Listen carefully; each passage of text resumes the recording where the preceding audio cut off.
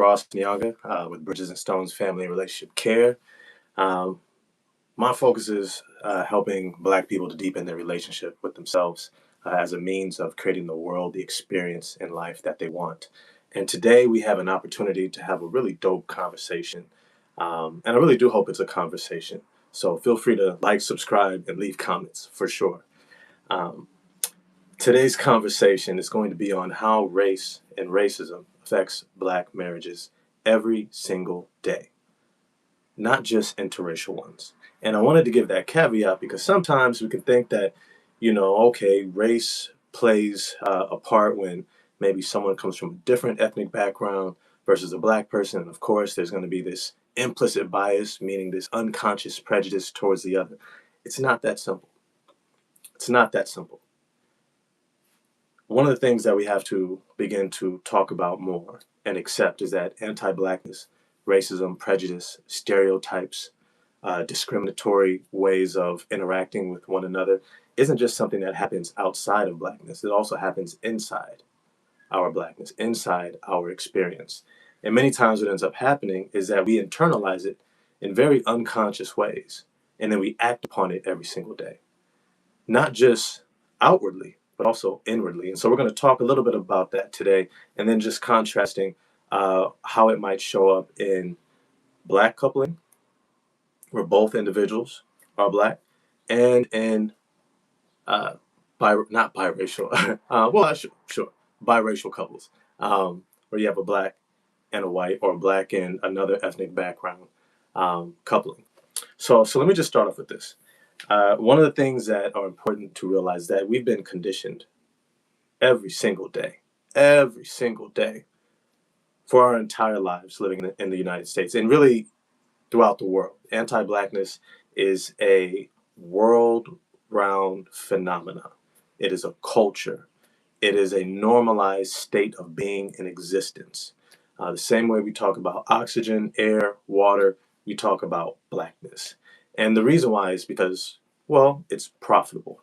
Colonialism was only able to exist once they could convince everyone in particular regions of the world that Blackness was somehow lesser, that those people over there are less and so therefore deserve less than what you would expect for yourself. So the justice, the peace, the care, the protection, the affection, the acknowledgement, right, that you inherently believe that you deserve, your children deserve, somehow it's lesser desirable or deserving over there because of some innate quality, mostly around race.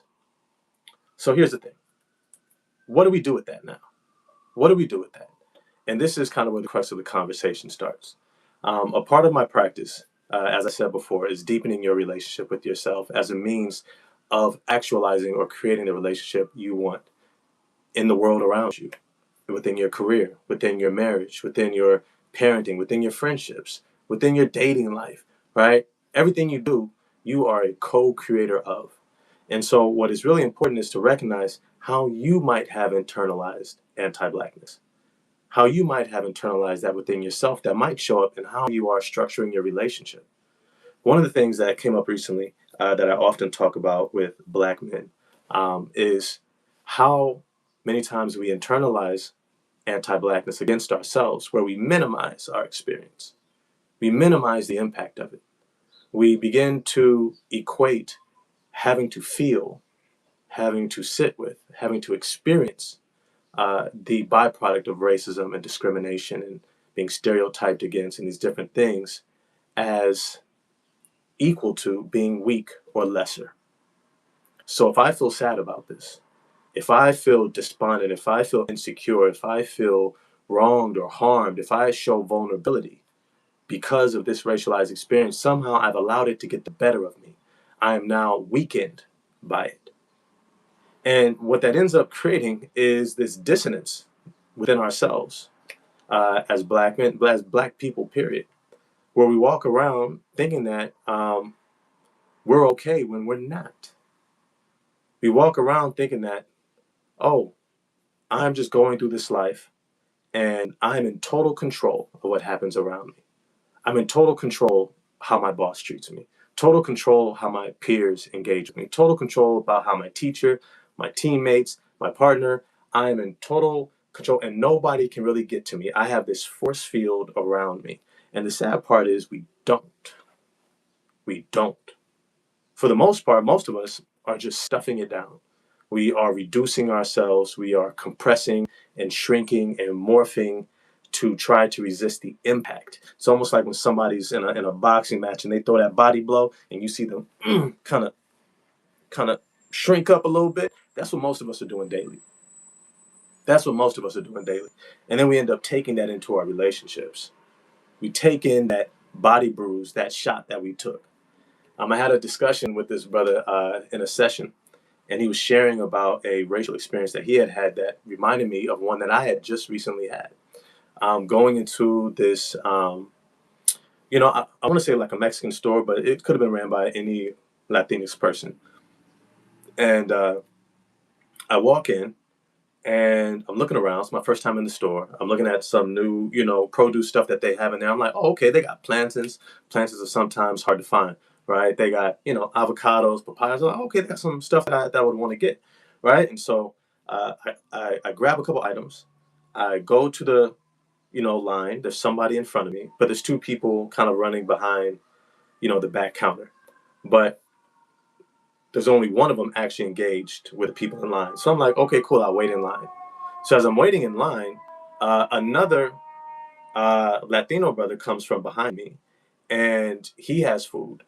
And the woman who was not helping anybody stops, comes to the counter and tells the person behind me, come on over here. I got you. Right? And waves them over and starts, serving them. And I sit there and I'm like, excuse me, because I've had to learn how to speak up for myself. I've had to learn how to not just dismiss and be like, man, forget y'all. I've had to learn to say, like, no, it's important that I normalize advocating for myself because if I don't learn how to do that, how do I teach my daughter how to do it? Right? It's one thing to talk about it theoretically to your children. It's another thing to talk about, hey, this is what it's going to feel like. And this is what you're going to have to like move through and actually navigate internally in order to show up. Damn, I should have pressed this shirt. Anyways, things you think about while you do these videos. But it's to say that I was like, okay, hey, uh, that ain't cool. Hey, excuse me. I was here in line. And immediately the two individuals behind the counter start talking to each other in Spanish. Now, I understand a good amount of Spanish. My daughter is biracial. She has a Latinx mother. I know Spanish. I don't speak it great. I don't have this great vocabulary, but I piece things together very well. I've traveled. I've been to Latin America more than once, a few times. I can get around. I knew what they were saying. And I know when they started saying negro, this, and started looking at me and side eye and doing all that, I was like, oh, okay, that's what y'all doing. The thing is, eventually, the person who was already helping customers hurried up and finished it up. I'm getting the energy. Oh, I get that this person is doing something that ain't cool. Let me try to mediate this by just hurrying up and servicing him so that he doesn't feel like what's happening is really happening. That he's being treated with prejudice. That he's being dismissed and ignored because of the color of his skin. And so he hurries it up, and I somewhat appreciate that because I see the effort. So, okay, I'll give you my few dollars for this. But I never wanted to go back. Never wanted to go back. And I can't tell you how many times since I've had that experience over the last few weeks that my body has been hyper vigilant when I've gone into stores of different ethnicities, especially when I've gone into other Mexican shops, with which there are a bunch in this neighborhood, that many times have a lot of the produce that in other stores I go into don't have. And so there's this inclination because back in California, I go to a Mexican store, boom, I get everything I need, and it's cool. In my neighborhood, I come out here to New York, it's different. So now my body is stressed, it's tense. And I had to start acknowledging that in this experience, I am dealing with something that is somewhat of a normal experience. When you deal with being in an unsafe space as a Black person, it doesn't just leave you. It doesn't just stop. It doesn't just get negated because you think that, oh, okay, you can't get the better of me. I'm stronger than this. I don't have to deal with you, right? And we just dismiss and try to disconnect ourselves.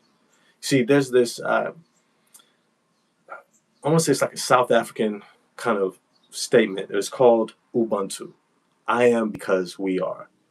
And what it symbolizes is this belief and understanding that we are all inherently interconnected. We're all connected, some way, shape, or form. There is an inherent, energetic, spiritual, human connection between each of us. And that within this interconnectedness, there is an interdependence upon one another, that the things we do to each other have a lasting effect because of that connection. It impacts us. And so a part of me wanted to go to this kind of Western theme of individualism, that my life is separate from yours and I can separate myself from you. But the reality was that experience followed me. That experience stayed with me. Now, how does this play out in relationships? Many times, a lot of us are dealing with this stuff every single day. You know, how many of us black men have had to experience a police car coming up behind us and trailing us? And all of a sudden, flashbacks of getting pulled over, harassed, right?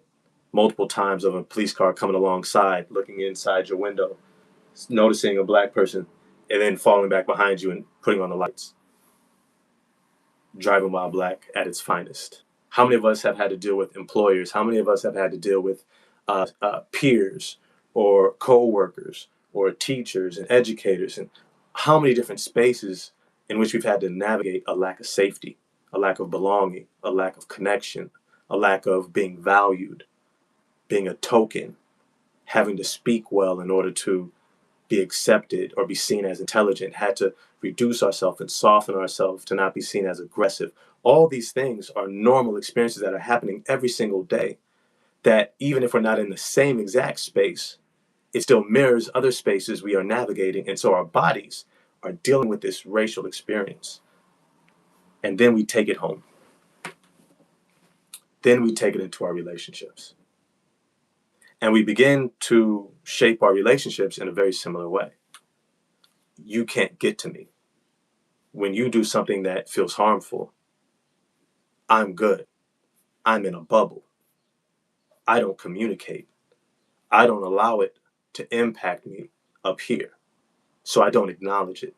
I don't care for myself. I don't develop the tools, the skill to communicate harm and express a need and maintain a boundary. Instead, I just try to reject and step away.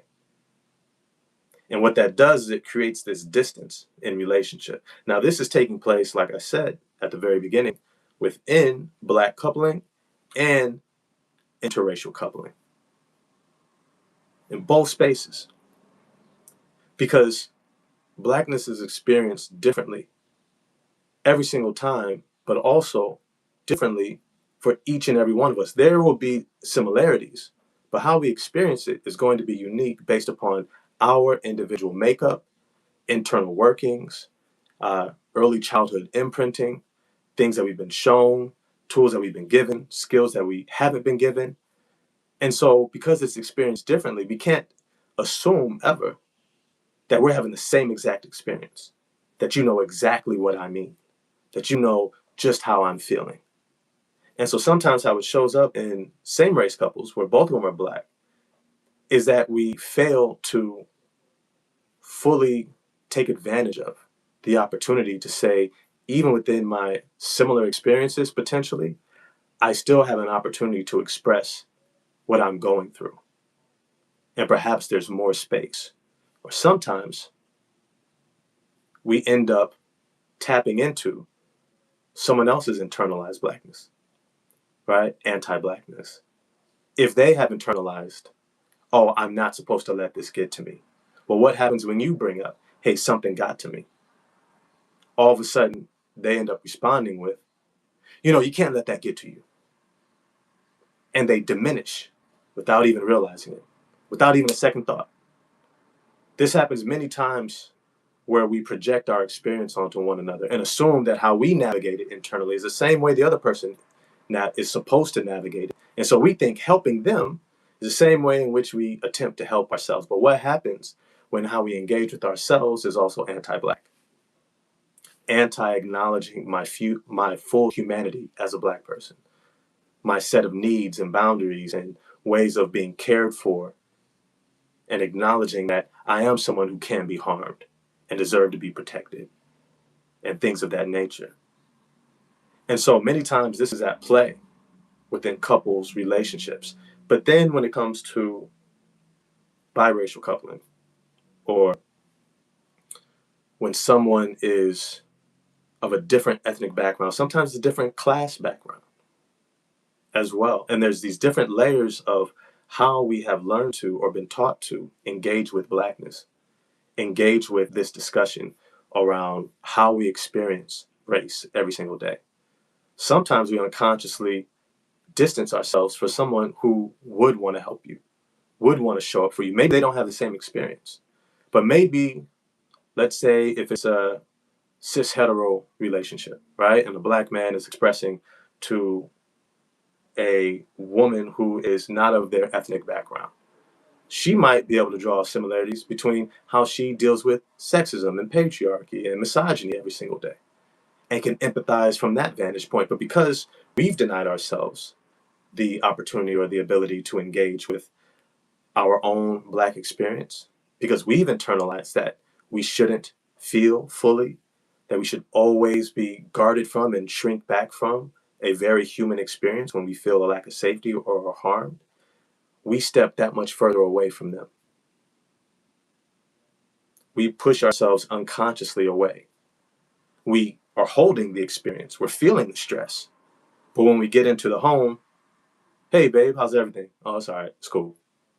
Your demeanor, your tone of voice, your body language all says that something's up. And then when they press and they're like, hey, you don't seem okay, our response is frustration, rejection. It doesn't even want someone to attempt to be close because you're not supposed to.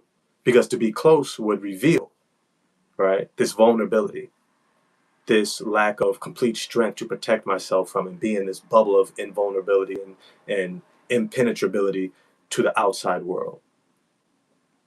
Now, this discussion isn't meant to be exhaustive. It's not meant to hold all the different angles in which we experience race or racism within Black relationships. But it is meant to get the conversation started. And I want to leave a couple of tools that could really benefit couples. The first tool is recognize that it's kind of a slogan of mine, that vulnerability is a superpower. Vulnerability, vulnerability is a superpower. Um, Vulnerability allows you to be directly in the present. It allows you to be in a space where you are able to be fully present in your experience and invite someone into relationship. It allows you to be in a space where you're able to express fully what you are internalizing, experiencing in a way that allows someone else to come in and connect with you. And this is why it's so imperative in relationships that we lead with vulnerability. We lead with vulnerability because it empowers us to build connection. If I can't be vulnerable, if I'm denying myself the ability to be present with what I'm experiencing, I'm also denying myself the ability to be connected with. And the more I normalize denying myself the ability to be connected with, the more it creates a normalcy of disconnect, of distance, of rejection of the relationship itself, of not allowing in someone to see me clearly for what I'm experiencing, going through, but also to learn what I'm needing, how to support me, desires that actually allow me to experience the life that I'm really wanting to, which is the freedom and the connection and the safety that we all deserve and would want for our children. All right. Now, I think next time I'm gonna do a video and talk about how it affects parenting. But the first tool is to normalize vulnerability. And how we do that is when we experience something that is racialized, we allow ourselves to feel it. That is the first step. Allowing yourself to feel it. It may feel scary because for a lot of us as children, we were taught to be strong, to be invulnerable, impenetrable to individuals attempting to harm us. We've got to be better than it. We've got to be stronger to overcome it, to repel it. But the reality is, most of the time in life, it catches us off guard and we are not prepared to. And we do get harmed by it. Allowing yourself to feel it allows you to start the process of, now, what am I needing to care for myself? What am I needing to support myself? What am I needing from my partner to feel cared for, to feel connected, to feel like I have someone who is with me navigating this experience, that I'm not alone? So the first step, normalizing the vulnerability of allowing yourself to feel the experience.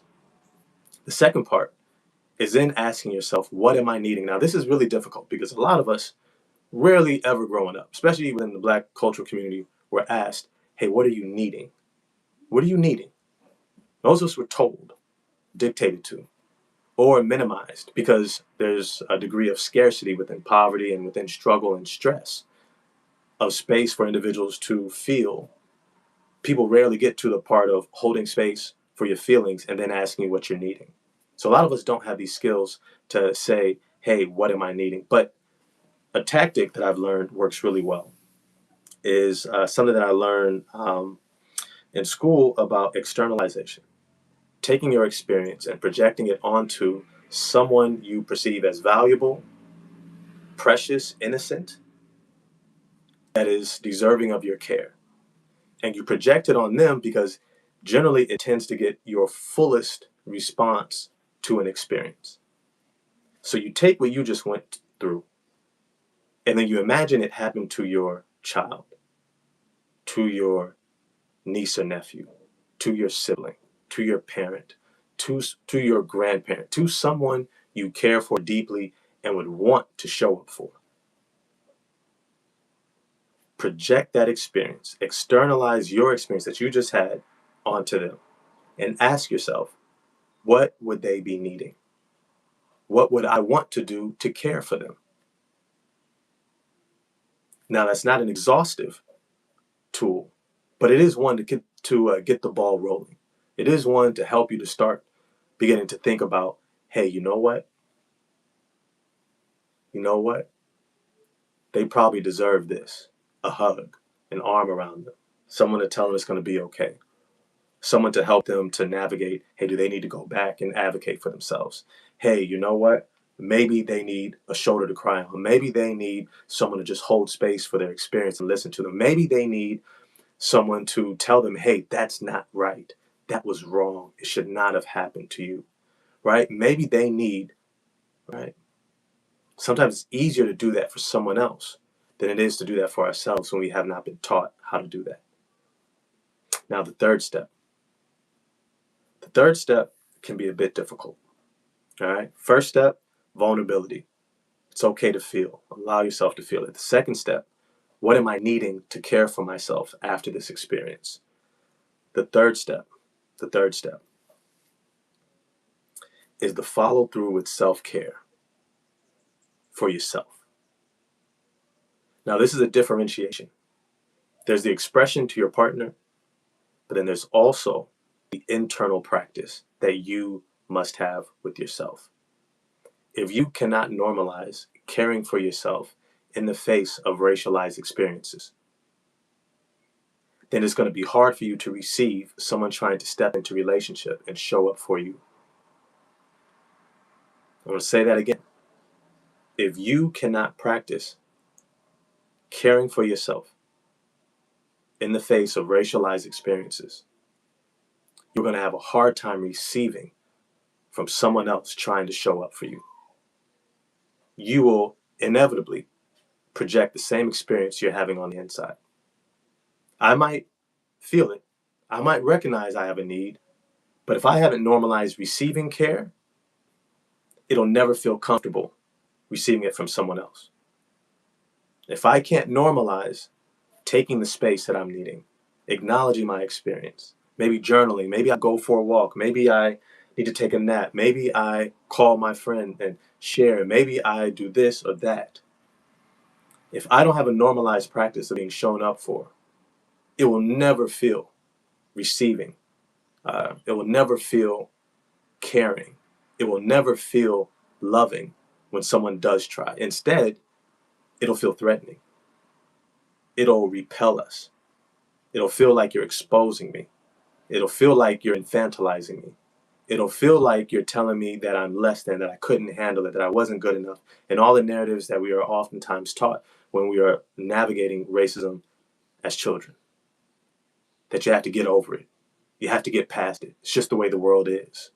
In all these ways that diminish our experience and cause us to minimize ourselves, to shrink, to take the shot and keep acting like everything is fine. So those are the 3 steps.